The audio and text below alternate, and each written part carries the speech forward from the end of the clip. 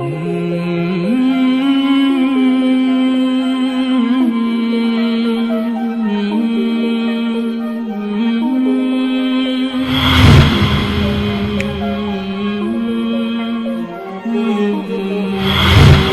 bila Abbas kata, hai kaum Khazraj, dipanggil demikian, kami telah mempertahankannya daripada kaum kami yang sama pegangan dengan kami. Hampa nak tahu tak, Muhammad ni kami jaga dia.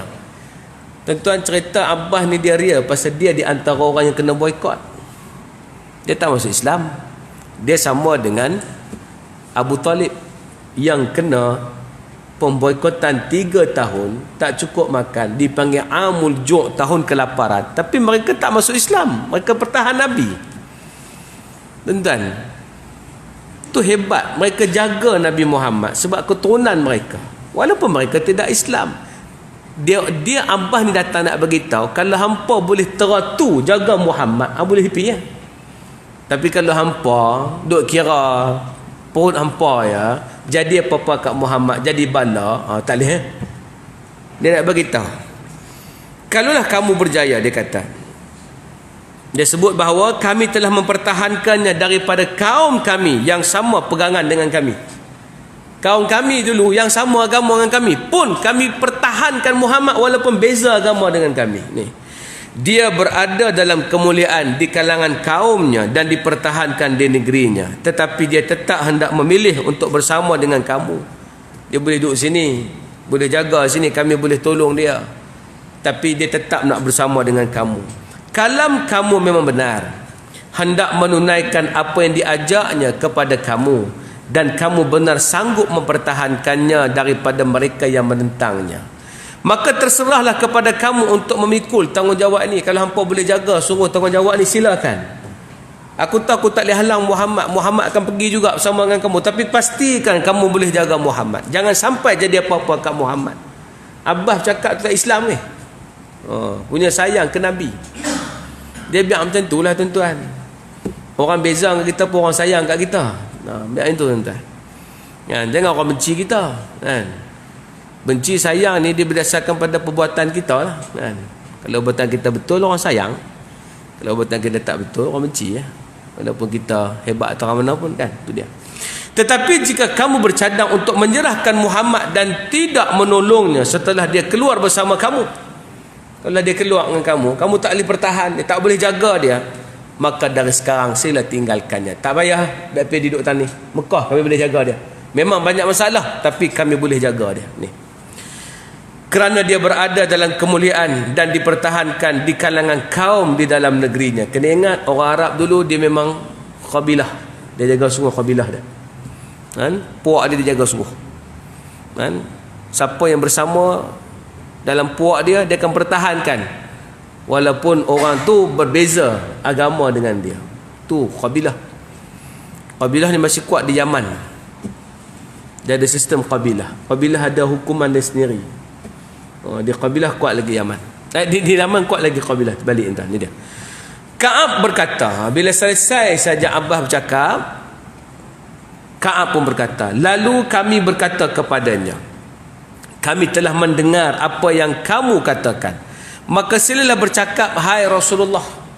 Tadi kami dengar Abbas dah bercakap banyak, Rasulullah pula bercakap, dan pilihlah untuk dirimu dan Tuhanmu apa yang engkau suka. Ya Rasulullah, sila bercakap, pilihlah apa yang kena dengan kamu, apa yang Allah Ta'ala suka, pilih hak mana, kami nak dengar. Jawapan yang diberikan ini menunjukkan keazaman mereka yang bersungguh-sungguh, keberanian, keimanan dan keikhlasan untuk memikul tanggungjawab yang besar ini serta risiko yang berbahaya.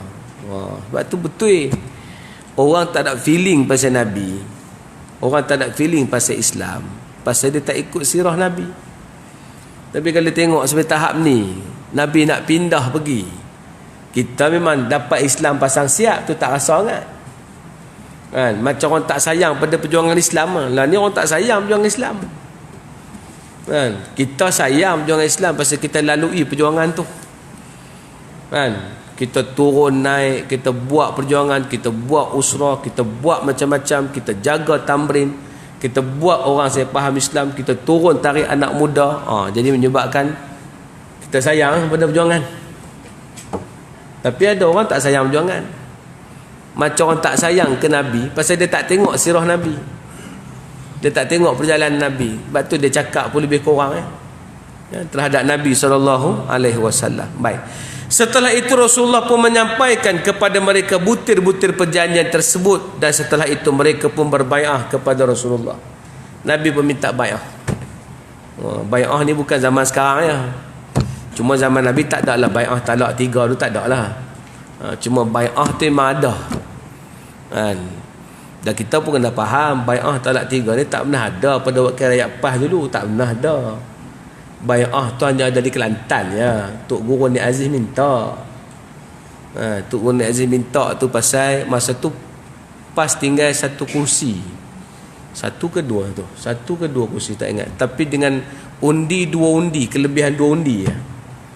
Jadi Tok Guru kata, boleh tak? Dia tanya Tok Guru Jihadi, boleh tak kalau hamba tambah dalam bai'ah tu ada talak isteri? Tok kata boleh. Tok Jihadi kata boleh. Jadi dia tambah di Kelantan tu. Di tempat lain tak ada talak isteri tu. Kan tuan-tuan tak minat dengan PAS lah. Kat jadi PAN belakang dah. Cerita ni kan. Jadi nak cerita ni bahawa nak bagi tahu pada kita, itulah bai'ah. Bai'ah ni penting dalam Islam untuk jaga Islam. Kalau tak ada bai'ah habis. Nabi pun minta bai'ah walaupun mereka tu dah beriman. Orang Khazraj dan Aus ni dah jadi Ansar dah pun.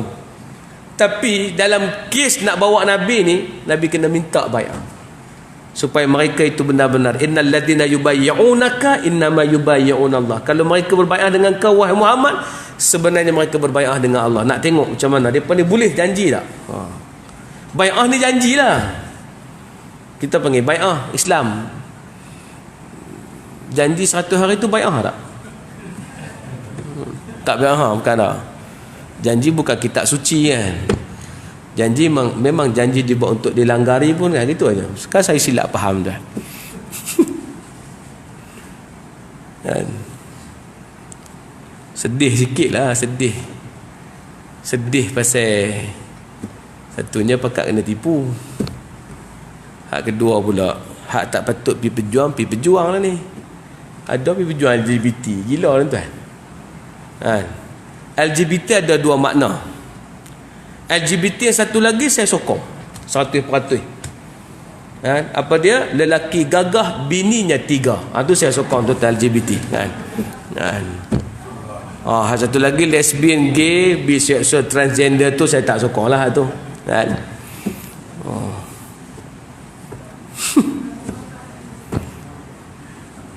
Apa nak tunjuk pun tak tahu. Pergi salam dengan Nisha Aziz, Nisha Ayub. Dia pergi salam dengan Nisha Ayub tu apa jadah. Tuan-tuan, ustaz kita tak iktiraf dak ceritanya. Kita bukan tak kata depa tu kena hapus dak. Kita tak pernah kata itu. Tak hapus lama ni depa duk ada pun kan. Depa macam-macam di Pandan tu. Pandan dengan Pondan kan dekat tuan-tuan. Pandan Pondan lah tuan-tuan.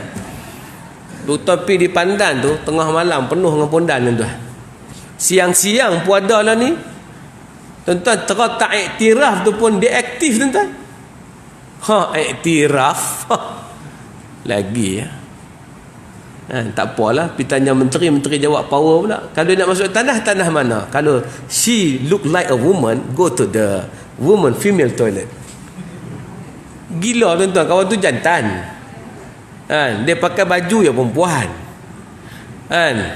Masuk tandas orang perempuan. Kena pula dia bertaubat pakai tudung elok. Kecil diri. Dia nak mayang tak mana. Dia meduk tepi kita tok siap selaru dah. Apa bengkak dada dah ni. Nampak tak? Oi tuan-tuan, tak salah duk iktiraf puak-puak ni kan, tak salah. Orang kata dak, depa tak iktiraf pun. Gini, ada beza. Kalau Habib Liu pergi jumpa LGBT tu tak apa, dia pendakwah. Kalau mufti pi jumpa LGBT tak apa, pasal dia mufti kerjanya keluar fatwa, jaga masyarakat. Tapi kalau menteri jumpa LGBT, apa jadi? Tanda mengiktiraf LGBT ya, walaupun di mulut kata kami tak iktiraf. Dah, pertemuan tu dah menyebabkan orang nampak LGBT ada ruang di Malaysia. Pasal menteri sanggup jumpa orang yang macam ni. Percaya tak kalau ni terus esok LGBT ni dapat tempat semua, esok lepas ni keluar pula satu grup lagi yang bercinta dengan beruk. Saya nak nikah dengan beruk, beruk ni saya suka jadi bini saya. Kena iktiraf ha? Bila dia tak iktiraf cinta dengan beruk ni, orang kata dulu hampa iktiraf LGBT, kenapa beruk hampa tak iktiraf? Letih tuan. Lepas tu cinta dengan lembu pula. Tuan-tuan. Tuan-tuan nampak tak? Tak gila bana tuan-tuan Malaysia ni.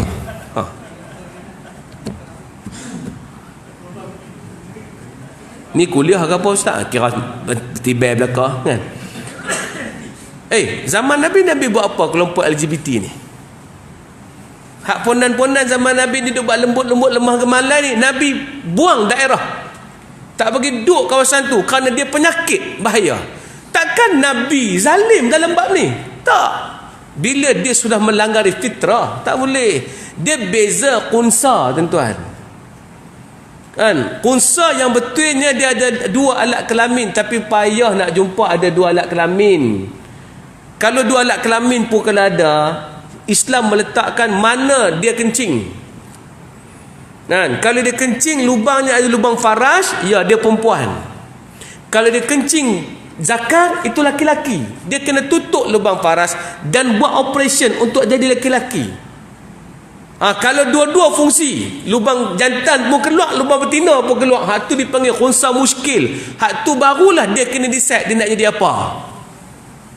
Baru dia boleh jadi perempuan ke laki-laki, pasal dia ada dua alat kelamin, dua-dua fungsi. Hak dia panggil khunsa ni bukan. Ni bukan, ni memang jantan tulen. Kan? Jantan tulen bang. Tuan. Celaru habis tuan. Mudah ya. Bila menteri salam dengan dia, menteri tak ada cakap apa. Cukup orang snap gambar tu, orang tunjuk viral, menteri sanggup berjumpa dengan Nisha Ayub. Habis. Begitulah kondisi Amerika. Bila mereka panggil Nisha Ayub untuk memberi ucapan di Amerika, tanda apa? Nisha Ayub sudah mendapat pengiktirafan di US dan juga di Malaysia. Cukup. Betul lah. Kalau menang tak masak, jadi gitu. Menang tak masak, tak get ready nak menang, jadi gitu. Takut. Syukur siapa dia? Kita bersama dengan orang yang bersama dengan Nabi SAW. Lambat sikit pun tak apa. Kita boleh sabar. Lama mana ada sabar? Teruslah. Kan? Kuliah apa lama dah tuan-tuan? Sini sabar, mai lagi kuliah tadi. Kapek sampai tukar. Kan? Kutipan tengok 6,000 tuan-tuan, tapi duit kuliah tak naik-naik tuan-tuan. Teratur ya tuan-tuan. Jadi maknanya nak bagi faham pada kita bahawa sabar tuan-tuan. Ni perjuangan. Jadi ceritanya adalah kesabaran. Tu sabarlah.